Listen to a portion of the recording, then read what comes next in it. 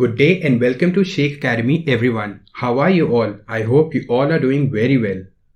Today in this video we are going to study lesson 4.2 of standard 8th English Balbharti textbook. The name of the lesson is Revolutionary Steps in Surgery. Okay, so let us begin. We'll understand the whole chapter paragraph wise. We'll first read out the paragraph and then we'll understand it in detail along with the meanings. Surgery dates back to as early as 600 BC. Sushruta Samhita is one of the oldest works in the world dealing with surgery. It indicates that Sushruta was probably the first surgeon to perform surgical operations, which is plastic surgery. Later, some ancient surgeons performed tooth extraction and bloodletting. Okay, so let us understand the title of this lesson. Revolutionary Steps in Surgery. What is revolutionary? Causing a total dramatic change. तो इस lesson में बताया गया है कि कैसे surgery की पूरी कहानी बदल दी गई. ऑल ऑफ अ सडन ऐसा क्या चेंजेस आए जिसने सर्जरी को पूरा बदल के रख दिया, बहुत एडवांसमेंट लेकर आया. अब सर्जरी क्या होता है? Surgery means the branch of medical practice that treats injuries or diseases by the physical removal, repair or readjustment of organs and tissues, often involving cutting into the body. तो surgery क्या होता है? ये ऐसी branch है medical practice की जो injuries को या कोई भी बीमारी को ठीक करता है. किस तरह से? या तो कोई भी ऑर्गन्स खराब हो जाते तो उसे रिपेयर करना, या तो फिर वो ऑर्गन्स को रिप्लेस करना, या फिर उसको रीएडजस्ट करना. किसको? ऑर्गन्स को या फिर टिश्यूज को बॉडी के, जो इन्वॉल्व करता है बॉडी की कटिंग को. मतलब हमें बॉडी को चीर करके अंदर के ऑर्गन्स ठीक करने पड़ते हैं. इसको सर्जरी कहते हैं. अब बोल रहा है सर्जरी एक ऐसी मेडिकल प्रैक्टिस है जो बहुत ओल्ड है, बहुत पुरानी है, बहुत पुराने वक्तों से चलता हुआ आ रहा है. सर्जरी ये 600 BC में इन्वेंट हुआ. सुश्रुता संहिता बहुत पुराना संस्कृत टेक्स्ट है जो मेडिसिन एंड सर्जरी के बारे में बताया गया है. इसमें उससे पता लगता है कि सुश्रुता पहले सर्जन है जिन्होंने सर्जिकल ऑपरेशंस परफॉर्म किए, जो कि प्लास्टिक सर्जरी बोलते हैं. उसके कुछ टाइम बाद कुछ एंशिएंट सर्जन्स ने क्या चीज परफॉर्म करना शुरू किए? Tooth extraction and blood letting. Tooth extraction क्या होता है? जिसमें दांत निकाला जाता है. एंड ब्लड लेटिंग, ब्लड निकालते हैं बॉडी से कोई चेकअप के लिए या फिर कोई डिजीज के बारे में पता करने के लिए. तो उसके कई टाइम बाद एंशिएंट सर्जन्स ने tooth extraction and blood letting करना शुरू किए. Major surgery could not develop for centuries because of lack of knowledge and technology. The doctors had to cut open the part of the body that was not healthy, remove it or set right that part. This would involve a lot of pain to the patient. General anesthetics like ether or chloroform developed only from mid-19th century, making painless surgical operations possible and successful. अब second paragraph में क्या लिखा हुआ है? Major surgery, जो बड़ी surgeries होती है, वो बहुत सेंचुरीज तक का डेवलप ही नहीं हो पाई थी. किस वजह से? Lack of knowledge and technology. Technology भी नहीं थी और इतना लोगों को पता भी नहीं था किस तरह से सर्जरी या ऑपरेशंस किए जाते. इतनी नॉलेज नहीं थी पुराने लोगों के पास. The doctors had to cut open the part of the body that was not healthy, remove it और सेट राइट दैट पार्ट. तो डॉक्टर्स को वो ऑर्गन को सही करने के लिए बॉडी को कट करना पड़ता था वहां पे, जिसके वजह से बीमारी कुछ फैली होगी या वो ऑर्गन काम करना बंद कर दिया होगा. तो या तो उन्हें वो ऑर्गन निकालना पड़ता था या तो उसे सही करना होता था. तो ये चीज बहुत ज्यादा पेशेंट्स को पेन देती थी क्योंकि उस वक्त पेनलेस सर्जरीज का इन्वेंशन नहीं हुआ था. क्योंकि नॉलेज नहीं थी तो पेनलेस सर्जरीज किस तरह से होते हैं लोगों को पता नहीं था. तो जब डॉक्टर सर्जरी परफॉर्म करते थे तो एक्चुअल में लोगों को एहसास होता था कि उनकी बॉडी कट रही है और बहुत पेन होता था उन लोगों को. General anesthetics like ether or chloroform developed only from mid-19th century, making painless surgical operations possible and successful. तो जो general anesthetics है, anesthetics क्या होता है? Substances or gases that make one feel no pain. तो ये ऐसे substance है, gases है जिससे कोई भी पेन नहीं होता है. तो ये जो general anesthetics क्या है? ईथर या क्लोरोफॉर्म कब इन्वेंट हुए? mid-19th century में. मतलब इससे पहले जितने भी सर्जरीज हुआ करते थे उसमें पेशेंट्स को बहुत ज्यादा पेन बेयर करना पड़ता था. तो ये तो अभी कुछ डेकेड्स पहले ही इन्वेंट हुए. इस तरह से हम लोग बोल सकते हैं पेनलेस सर्जिकल ऑपरेशंस की technology. Modern techniques are used nowadays for anaesthesia. General anaesthesia benumbs the whole body and it is used for surgery of any region of the body. For local anesthesia, local anesthetics are injected into the surgical spot or an area near nerves. Modern techniques use किए जाते हैं modern methods या procedure use किए जाते हैं anaesthesia के लिए, anaesthesia को पेशेंट को देने के लिए। ये जो जनरल एनेस्थीसिया के बारे में हम लोग ने ऊपर पढ़े जो है ईथर या क्लोरोफॉर्म, ये पूरे पेशेंट के बॉडी को बेनम कर देता है। बेनम का मीनिंग क्या होता है? Makes numb so that one does not feel any pain. तो ये पूरे बॉडी को सुन कर देता है, जिसकी वजह से पेशेंट को पेन का बिल्कुल भी एहसास नहीं होता है। एंड इसकी वजह से हम बॉडी के कोई भी रीजन में सर्जरी कर सकते हैं, क्योंकि बॉडी तो सुन हो जाती है एनेस्थीसिया लगाने के बाद, तो हम लोग बॉडी के कोई भी रीजन पे ऑपरेशन कर सकते हैं। जहां तक लोकल एनेस्थीसिया की बात है, ये लोकल एनेस्थेटिक्स जहां पर सर्जरी करनी होती है हम लोग सिर्फ वहां पर भी लगा सकते हैं, या तो नर्व्स के आसपास हम लोग इंजेक्शन लगा सकते हैं। Over the years now, revolutionary steps have been taken in different types of complicated surgery and these have made such operations successful. कुछ सालों से अभी बहुत डिफरेंट एंड अच्छे स्टेप्स लिए गए हैं डिफरेंट टाइप्स के कॉम्प्लिकेटेड सर्जरीज में, एंड ये सब ऑपरेशंस को बहुत ज्यादा सक्सेसफुल कर देता है। Let us start with cardiac surgery. Today, if you need to have a heart surgery, you can choose from many fine doctors. However, before 1893, this type of surgery was unknown.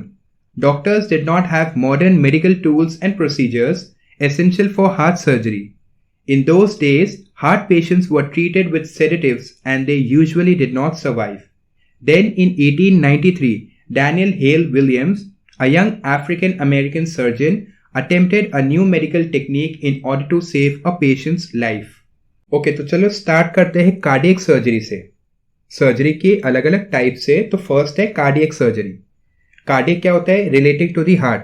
अगर आपको heart surgery करवानी है तो आजकल आप बहुत सारे well known experience doctors में से कोई भी एक डॉक्टर्स पिक कर सकते हैं अपने सर्जरी के लिए, पर पहले वक्तों में ऐसा नहीं हुआ करता था। Before 1893 this type of surgery was unknown. तो इसका तो सवाल ही नहीं उठता है। Doctors did not have modern medical tools and procedures. जैसे कि हमने ऊपर भी पढ़े, डॉक्टर्स के पास तो नॉलेज भी नहीं थी, मेडिकल टूल्स भी नहीं था और प्रोसीजर्स भी उन्हें नहीं पता था कि किस तरह से हम लोग पेनलेस सर्जिकल ऑपरेशंस परफॉर्म कर सके, या कार्डियक सर्जरी किस तरह से परफॉर्म कर सके, उस वक्त तक तो नॉलेज भी नहीं था उनको। Essential for heart surgery, essential means necessary. तो हार्ट सर्जरी के लिए क्या प्रोसीजर्स और मेडिकल टूल्स है, डॉक्टर्स को तो पता ही नहीं था उस वक्त, क्योंकि नॉलेज की कमी थी और टेक्नोलॉजी की भी कमी थी। उन दिनों में हार्ट पेशेंट्स को क्या दिया जाता था? सेडेटिव्स। सेडेटिव्स क्या होता है? Substances that makes someone sleepy. एक तरह की नशीली चीज जिससे पेशेंट्स को नींद आ जाती थी, तो वो दी जाती थी, जिससे पेशेंट्स सर्वाइव नहीं कर पाते थे और मर जाया करते थे। Then in 1893 Daniel Hale Williams, a young African American surgeon, attempted a new medical technique in order to save a patient's life. 1893 के बारे में बात क्यों कर रहे हैं हम? क्योंकि 1893 में अ यंग अफ्रीकन अमेरिकन सर्जन, एक यंग अफ्रीकन अमेरिकन सर्जन जिनका नाम था डैनियल हेल विलियम्स, एक ऐसी न्यू मेडिकल टेक्निक लाए जिससे हम पेशेंट्स की लाइफ बचा सकते थे। A patient, James Cornish, was suffering from a very serious knife wound. The knife had cut an artery less than an inch from his heart and punctured the pericardium, which is the sac around the heart. Dr. Williams, with 6 staff doctors, performed a complicated and daring operation. Dr. Williams became the first surgeon to save his patient by successfully repairing the human heart. अब हमें एक patient के बारे में बताया जा रहा है जिसका नेम है जेम्स कॉनिश। वो एक सीरियस नाइफ वूंड से जख्मी थे। वो नाइफ जो उनकी बॉडी में लगी थी उससे एक आर्टरी कट हो गई थी। अब आर्टरी का मतलब क्या होता है? One of the tubes which takes blood from the heart to other parts of the body. Heart से जो दूसरे पार्ट ऑफ द बॉडी से जो ट्यूब ब्लड लेकर के जाता है उसे हम आर्टरी कहते हैं। तो उनकी नाइफ वूंड से एक आर्टरी कट चुकी थी जिससे पेरिकार्डियम पंक्चर हो गया था। पेरिकार्डियम क्या होता है? A sac around the heart. Heart जो एक सैक में सेफली रहता है उसे पेरिकार्डियम कहते हैं। तो पेरिकार्डियम भी पंक्चर हो चुका था। डॉक्टर विलियम्स और उनके 6 स्टाफ ने ये कॉम्प्लिकेटेड, जो कि डिफिकल्ट और रिस्की ऑपरेशन है, इसे परफॉर्म किए एंड वो पहले सर्जन बने जिन्होंने अपने पेशेंट की लाइफ सेव की सक्सेसफुली ह्यूमन हार्ट रिपेयर करने से। बहुत बड़ी बात थी उस वक्त। Without technology and without knowing the procedure उन्होंने पेशेंट की लाइफ बचाई, वो भी इतने सीरियस वुंड के बावजूद। Now many more advanced techniques are used to in this specialty to deal with heart complications. Open heart surgery, which can help to repair heart defects, heart valves or even replace them, is also performed successfully. With proper measures, patients can recover from cardiac surgery faster than they did before. आजकल nowadays बहुत advance techniques use किए जाते हैं heart complications के लिए, heart problems को सही करने के लिए। ओपन हार्ट सर्जरीज, जिससे हार्ट प्रॉब्लम सही हो सकता है, या फिर हार्ट वॉल्व्स को रिप्लेस भी किया जा सकता है। अब वॉल्व्स क्या होता है? Devices for allowing flow in one direction only. तो हार्ट के वॉल्व्स को भी सही किया जा सकता है। आजकल ये भी बहुत सक्सेसफुली परफॉर्म किया जा सकता है। पहले वक्तों से कंपेयर करेंगे तो आज के वक्त में अगर हम प्रॉपर स्टेप्स और मेजर्स लेंगे तो पेशेंट कार्डियक सर्जरी से बहुत जल्दी रिकवर हो सकता है। Neurosurgery is another recent specialty to have received recognition since the early 1900s. It is concerned with the treatment of disorders of the nervous system. अब न्यूरोसर्जरी क्या है? Surgical specialization that treats diseases and disorders of the brain and spinal cord. तो surgery का एक ऐसा specialisation है जो brain and spinal cord के डिसऑर्डर्स या हेल्थ डिफेक्ट्स को ट्रीट करता है। तो इसे हम न्यूरोसर्जरी कहते हैं। तो ये अभी हाल ही में इन्वेंट हुआ है 1900s में, एंड इसे बहुत ज्यादा रिकॉग्निशन मिला है। ये एक्चुअली क्या है? ये नर्वस सिस्टम के डिसऑर्डर को ट्रीट करता है, specially brain and spinal cord को। Neurosurgeons operate on the brain, the spine और nerves. They can treat patients of all ages from the newborn to the elderly who have suffered a stroke. अब neurosurgeons कौन होते हैं? जो neurosurgery perform करते हैं हम उन्हें न्यूरोसर्जन्स कहते हैं। तो ये ब्रेन या फिर स्पाइन या फिर नर्व्स पे ऑपरेट करते हैं अगर कुछ बीमारी होती है हमें, एंड ये हर एज ग्रुप से बिलोंग करने वाले पेशेंट्स को ट्रीट कर सकते हैं, चाहे वो न्यूबॉर्न हो या तो एल्डरली हो या तो छोटा सी बच्चा हो या बूढ़ा भी हो। ये हर एज ग्रुप को सक्सेसफुली और अच्छे तरह से ऑपरेशन करके सही कर सकते हैं। Harvey Cushing is considered to be the father of modern neurological surgery. In the early part of the 20th century, he developed basic techniques and instruments for operating on the brain as a distinct surgical specialty.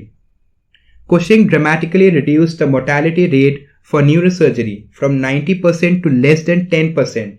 By the time of his retirement in 1937, he had successfully removed more than 2,000 tumors.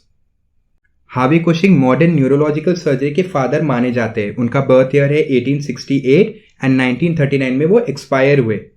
20th century के early time में वो basic techniques develop किए, साथ ही में instruments भी develop किए specially surgery के लिए। उन्होंने ड्रामेटिकली क्या होता है? Suddenly and successfully. तो बहुत कम वक्त में उन्होंने सक्सेसफुली डेथ रेट को, मोर्टेलिटी क्या होता है? Death rate, specially on a large scale, तो डेथ रेट को उन्होंने 90% से लेस देन 10% कर दिए थे। मतलब अगर पेशेंट के ऊपर सर्जरी परफॉर्म करते हैं तो 90% पेशेंट्स पहले वक्तों में मर जाया करते थे, लेकिन उन्होंने वो परसेंटेज को रिड्यूस करके 10% कर दिया। मतलब अगर हम परफॉर्म करते हैं ऑपरेशंस तो कुछ ही केसेस ऐसे हो सकते हैं जिनमें पेशेंट की जान जा सकती है, वरना पेशेंट्स रिकवर ही होंगे। तो ये बहुत ज्यादा बड़ी बात थी। 90% से 10% से भी कम, बहुत ज्यादा रिड्यूस कर दिया उन्होंने परसेंटेज। तो ये बहुत ज्यादा बड़ी एडवांसमेंट थी।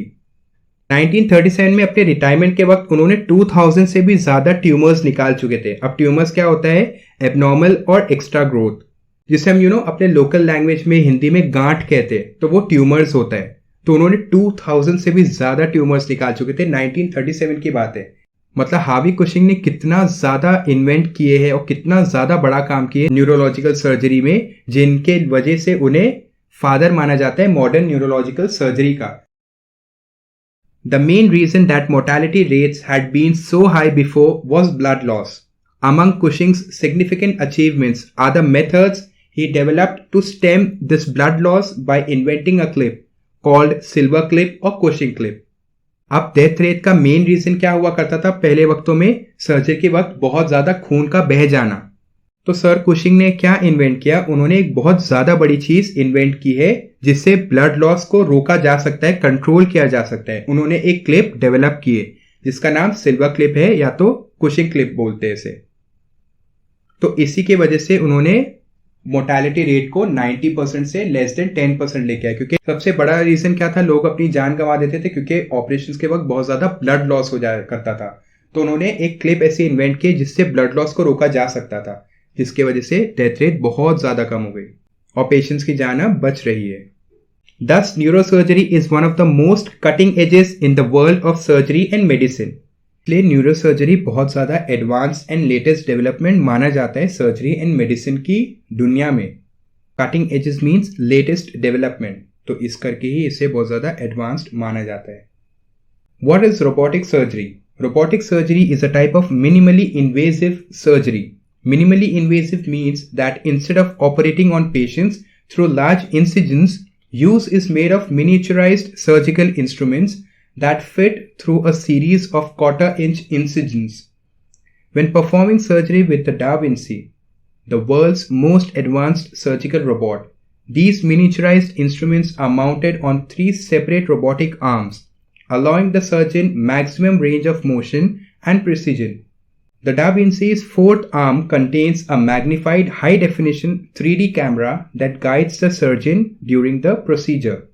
रोबोटिक सर्जरी क्या होता है? रोबोटिक सर्जरी ऐसी सर्जरी है जिसमें मिनिमम सर्जिकल इंस्ट्रूमेंट्स का इस्तेमाल किया जाता है, यूज किया जाता है, कम से कम.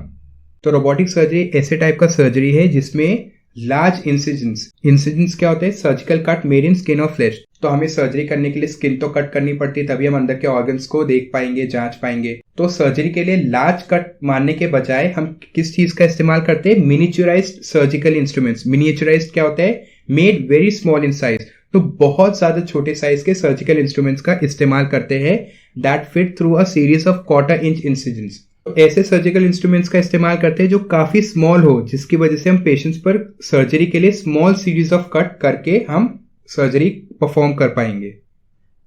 When performing surgery with the Da Vinci, which is the world's most advanced surgical robot, surgery perform करते वक्त Da Vinci जो कि वर्ल्ड का मोस्ट एडवांस्ड सर्जिकल रोबोट है, इसके मिनिएचराइज्ड इंस्ट्रूमेंट्स, छोटे छोटे जो इंस्ट्रूमेंट्स है, ये 3 अलग अलग रोबोटिक आर्म पर फिक्स्ड है. अब रोबोट है तो इसके आर्म्स तो होंगे, तो इसके 3 रोबोटिक आर्म्स पे मिनिएचराइज्ड सर्जिकल इंस्ट्रूमेंट्स माउंटेड है, मतलब सेटअप है, फिक्स्ड है, जिससे सर्जन को बहुत स्पेस मिलती है एंड इसकी वजह से वो प्रॉपर्ली एंड बिल्कुल एक्यूरेटली सर्जरी कर सकते हैं. Precision means accurately.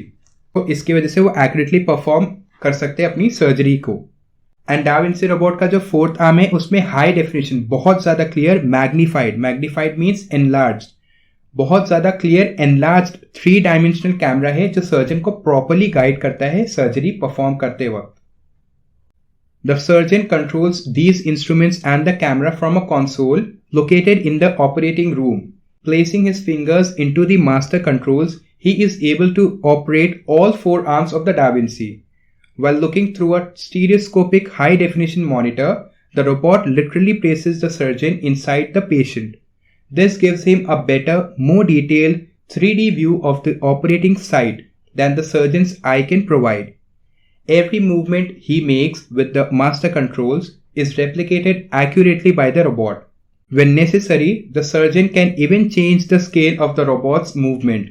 If he selects a 3:1 scale, the tip of the robot's arms will move just 1 inch for every 3 inches that surgeon's hand moves.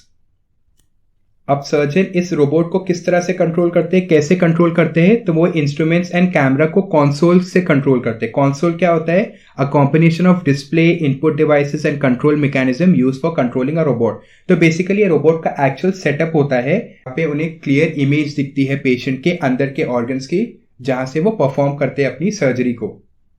And ये console कहाँ होता है? ये operating room में ही होता है. वो अपने फिंगर्स को मास्टर कंट्रोल पे प्लेस करते हैं एंड वो ऑल 4 आर्म्स को इससे कंट्रोल कर सकते हैं अपने स्टीरियोस्कोपिक मॉनिटर से देखते हुए. अब स्टीरियोस्कोपिक क्या होता है? अब हम लोग ने देखे रोबोट के 4th आर्म पे कैमरा है. अब वो कैमरा 2 एंगल से सेम इमेज को कैप्चर करता है, मतलब वो ऑर्गन जहां पे भी हम सर्जरी कर रहे हैं उसको बहुत ज्यादा क्लियरली दिखाता है. 2 एंगल से हमें वो सेम इमेज दिखाता है, तो हमें ऑर्गन्स पूरी तरह से दिख करके आता है. तो इसे हम स्टीरियोस्कोपिक कहते हैं. तो अपने स्टीरियोस्कोपिक मॉनिटर पे वो 2 डिफरेंट टाइप के इमेजेस देख सकते हैं.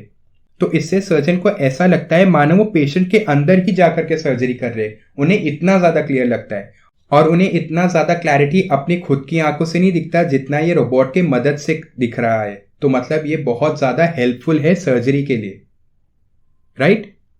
Every movement he makes with the master controls is replicated accurately by the robot. Replicated means made an exact copy of. तो जो भी हरकत, जो भी मूवमेंट वो मास्टर कंट्रोल पे करते हैं वो एग्जैक्टली सेम टू सेम वो रोबोट मिमिक करता है मतलब कॉपी करता है, सेम टू सेम मूवमेंट. इसी तरह से वो ऑपरेशन कर सकते हैं. When necessary, the surgeon can even change the scale of the robot's movement. तो जिस तरह से रोबोट मूव कर रहा है सर्जन के फिंगर्स के कंट्रोल करने से, तो वो इसका स्केल भी चेंज कर सकते हैं। अब यहाँ पे हमें एक एग्जांपल दिया है, अगर वो सिलेक्ट करते 3:1 स्केल, तो सर्जन जितना 3 इंचेस अपना हैंड मूव करते, अपने फिंगर्स को मूव करते, तो रोबोट का टिप है, रोबोट के आर्म का जो टिप है, उतना ही 1 इंच मिमिक करके वो मूव करेगा। तो वो इससे अपना स्केल भी चेंज कर सकते हैं। Utilizing this advanced technology, our surgeons are able to perform a growing number of complex surgical procedures. Since these procedures can now be performed through very small incisions, our patients experience a number of benefits compared to the open surgery of the past. ये advance technology का use करते हुए हमारे surgeons बढ़ते तादाद में complex surgical procedures को perform कर सकते हैं। चूंकि ये प्रोसीजर्स अब स्मॉल इंसिजन से भी हो सकता है, स्मॉल कट से भी हो सकता है, इसलिए हमारे पेशेंट्स बहुत ज्यादा बेनिफिट्स एक्सपीरियंस करते हैं compare to the open surgeries that used to happen in the past. तो स्टूडेंट्स, हमारा चैप्टर यहाँ पे एंड होता है। ये चैप्टर में हमें बताया गया है कि कौन कौन से स्टेप्स या मेजर्स लिए गए हैं सर्जरी को पुराने वक्तों से इस वक्त में जो सर्जरी परफॉर्म किए गए हैं, कौन कौन से चेंजेस लाए गए, कौन कौन से स्टेप्स आए हैं, कौन कौन से लोगों ने इसके अंदर अपना योगदान दिया है, उनके बारे में भी पढ़े हमने। उनके बारे में पढ़े हमने, उन्होंने क्या क्या अचीवमेंट, क्या क्या इन्वेंशन किए जिसकी वजह से आज जो सर्जरी का मुकाम कितना ज़्यादा एडवांस्ड है पुराने ज़माने से हम कंपेयर करेंगे, तो इसी के बारे में हमने ये चैप्टर में पढ़े हैं। बहुत ज़्यादा अच्छा चैप्टर था ये, science and technology related chapter था। सो आई थिंक जो बेसिकली स्टोरीज जो हम लोग पढ़ते थे अपने पुराने यूनिट्स में, उससे थोड़ा सी हट करके था, बहुत ज़्यादा नॉलेजेबल चैप्टर था। तो अभी ये वीडियो यहाँ पे एंड नहीं होता है, अभी एक और चीज़ बाकी है। क्या है वो? Small test. तो हर वीडियो में हम एक स्मॉल टेस्ट की लिंक अपलोड करते हैं, एक स्मॉल टेस्ट रखते हैं, जिससे हमें पता चलता है कि स्टूडेंट्स ने चैप्टर को कितने ध्यान से, कितने अच्छी तरह से समझे हैं। तो इसके लिए आपको 3 स्टेप्स फॉलो करने हैं। फर्स्ट स्टेप है कि डिस्क्रिप्शन बॉक्स में जाइए, वहां पर आपको ये टेस्ट का लिंक दिखेगा। Second step is to click on that link, एक टेस्ट खुल करके दिखेगा, वहां पे आपको अपनी इन्फॉर्मेशन फिल करनी है और जो भी क्वेश्चंस दिए गए हैं उसके सही ऑप्शंस चूज करना है। Third step is after clicking the submit button you will get your score. आपने क्या स्कोर किया है, आपने सही आंसर्स दिए हैं या नहीं, आपको स्कोर मिलेगा। वो स्कोर को आपको पेस्ट करना है below the same video in the comment section. हम रैंडमली सिलेक्ट करेंगे जो भी स्टूडेंट्स फुल मार्क्स स्कोर करते हैं, हम उनमें से कोई भी एक स्टूडेंट को रैंडमली पिक आउट करके अगले वीडियो में शाउट आउट देंगे कि ये स्टूडेंट ने फुल मार्क्स स्कोर किया है और बहुत ज्यादा अच्छी तरह से चैप्टर समझा है। Okay students, will meet again in the next video with an interesting poem which is the bees. Final exams are round the corner. अपने पुराने चैप्टर्स को दोबारा से हमारे वीडियोस देख करके रिवाइज कीजिए, जिससे आपको डिफिकल्ट वर्ड्स के मीनिंग्स भी रिवाइज हो जाएंगे। To help yourself understand the chapters, make sure you watch our previous videos and subscribe for more upcoming ones. Stay safe and continue learning with Sheikh Academy. See ya.